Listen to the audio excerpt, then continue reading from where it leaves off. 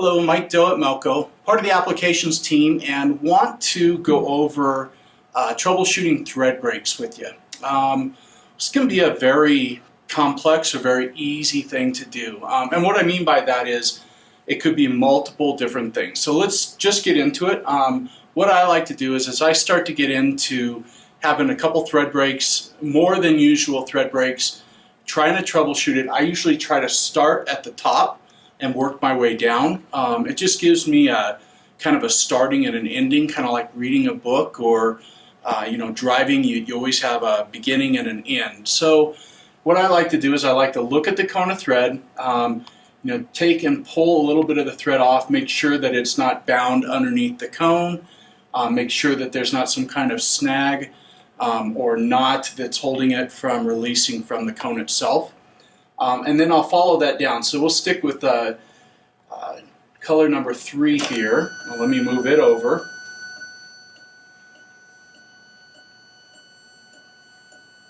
And I'm going to go ahead and take the hoop off for a minute.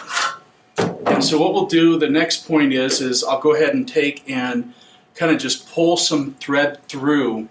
And what I'm doing is as I'm pulling that through, I'm trying to see if I feel any kind of resistance coming from it.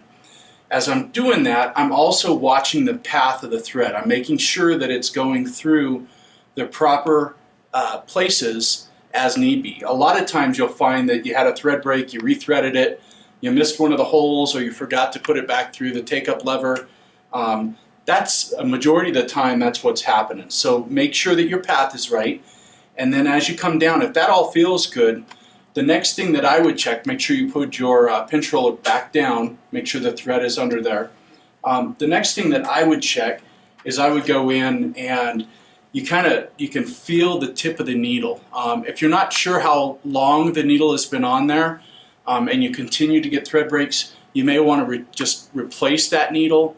Make sure that you use your magnet to make sure that the orientation of the needle is correct.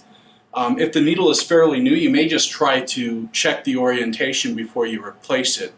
But that also can be a big reason that the needle starts to get a burr on it, or the eye starts to get a little burr on it. Just a side note, on average, thread will travel through the eye of the needle before it's laid down as a stitch on material approximately 30 times. That's on average. So that thread, if there's any kind of little resistance or burr inside the eye, can really cause a thread break to happen very quickly. If we're sewing at 1,000 to 1,100 stitches a minute on the Bravo, depending on what package you have, that very easily could be your problem. The next thing that I'm going to do is, depending on what I'm sewing, I'm going to check my presser foot. So let me move the needle case back over so we can look at that a little bit better.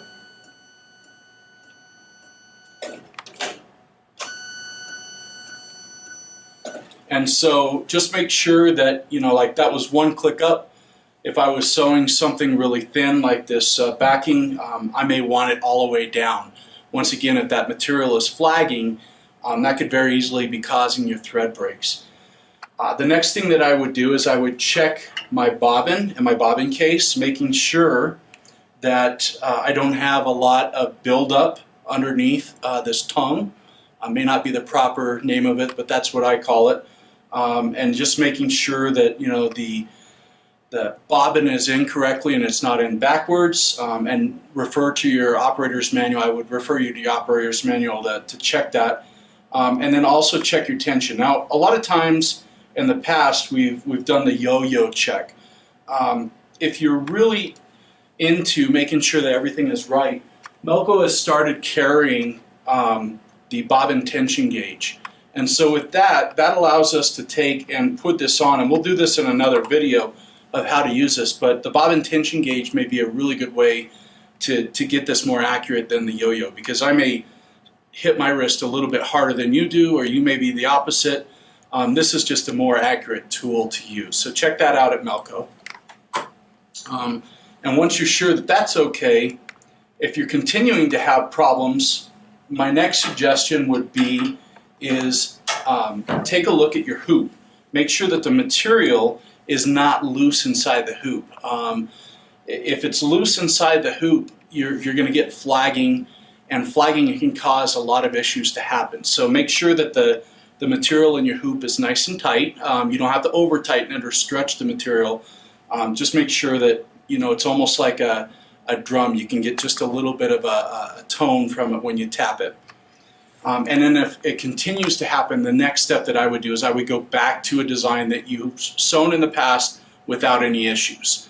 It may be something in the design, especially if it's a new design, there may be something in there that's causing that thread break. In that case, go back to one. If you don't have one, you can always use One Day under C Designs on your computer. When we installed the OS software, those designs got loaded, and although that's a very old design, it's very tried and true, and we know that that design sews very well.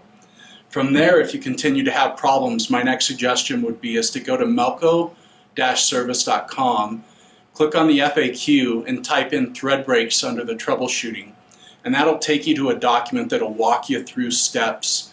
And, you know, really through all that, I'm pretty sure that you'll get to the bottom of it. And of course, you can always call in and talk to our service group if need be.